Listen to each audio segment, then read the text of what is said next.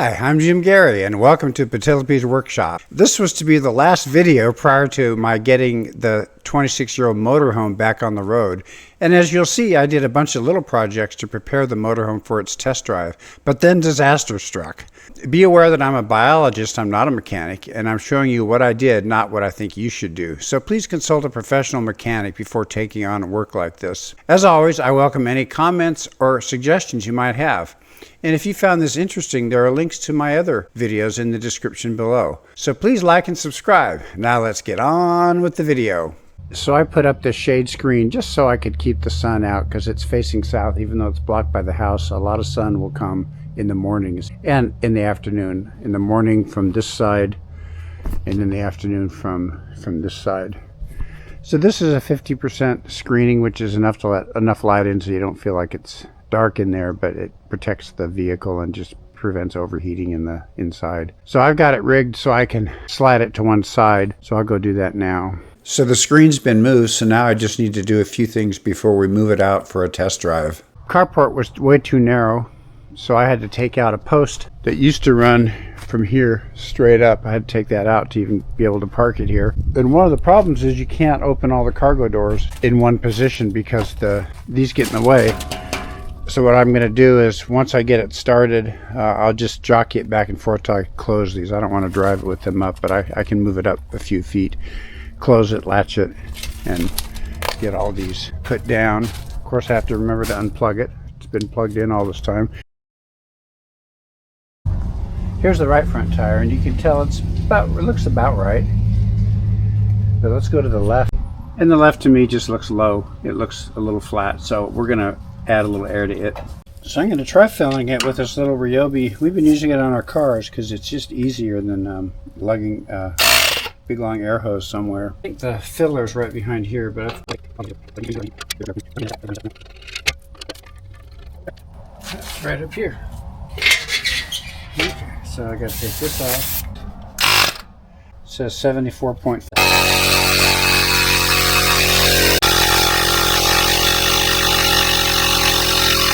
So it took about 3 minutes to go from 74 to 81. That's fine. That's pretty good for a little compressor. I think I'm now ready to go around and check anything that might be loose or connected to something and see about driving this thing out. You know, this has been such a long project. I'd totally forgotten. I didn't forget that I'd removed it, but there used to be a propane heater for the cabin, and it was built into one of the benches of the dinette, so it's not going to be able to go back there. And that's a future project. But I had actually capped this propane line off, and it's still attached to the other end, but I turned off the gas, the propane, and I ran the stove till it was dry to be sure, the flame went out. And so what's on here is a male-to-male coupler, 3/8 flare coupler, and a cap. So we're going to crawl underneath and see what we have down there. I've also got my propane sniffer for when I turn the gas back on, but we don't need that quite yet. So here's the gas fitting I need to remove. Oh, there it goes. I got it loose.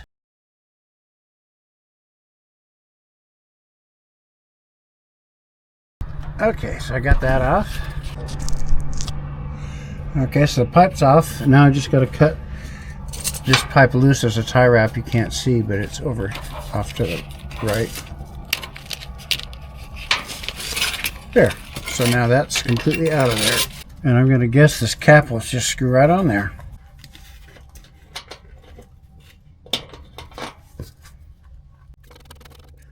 We do have a water heater that is still hooked up to the gas. This is just for the propane stove. Propane heater, and we can live without the propane heater for a while because our new AC has a heat pump, so as long as we have power we can run that.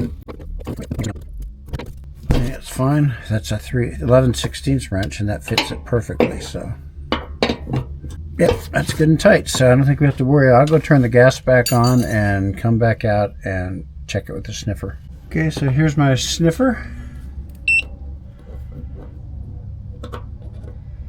It doesn't seem to be detecting anything down here as I expected. The stove was running. I turned it on and checked I could light the stove, so I know the propane's flowing, but there's no propane here. So that's good. So now I just have to clean up these wires. I'll do that off camera. Okay, so I've got the battery connected. I'm turning on the power. We've got 12.8 volts. And I'm going to just try to turn over the engine and see what happens. So you can listen.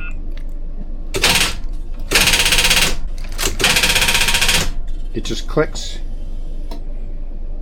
Nothing turns. So when an engine won't turn over, there are a few things to check. The battery was fine. I swapped it with another and the engine still wouldn't turn over. I also swapped out the starter motor with the same result. And then I checked the connections and I measured 60 amps of current drawn when the starter was activated. And that's definitely not a good sign. So everything was pointing to a seized engine. But with a little bit of hope, I took out all the spark plugs to see if the engine would turn over with no compression. But it still didn't help. So I had to get out my endoscope to look through the spark plug holes to see the piston tops and the valves, and then through the oil pan drain hole to see the piston connecting rods. When I was doing the borescope of the inside the spark plug holes, looking at the top of the cylinders and the valves, I tried this. This is my old Harbor Freight one, Centec, and I bought this probably 12, 15 years ago, and it's never been very good. I mean, it's been kind of low resolution, very grainy, and the light on it just isn't strong enough. I tried it with this and I couldn't see a thing. So I had to go and buy a new one. So I bought this one from Amazon by Teslon, and it was about $95, I think. And here it is. It's a little bit better, and here's the main thing about it is when you move this lever here, look what happens to the tip. See that tip moves around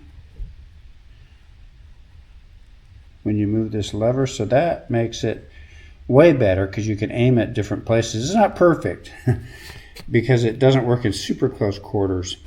But anyway, that's what I used, and I got much better videos. All 8 cylinders and valve sets looked fine as seen through the spark plug holes with that borescope. This example is the right side rearmost cylinder, and you can see the piston and then later the valves in this clip, and they all looked fine.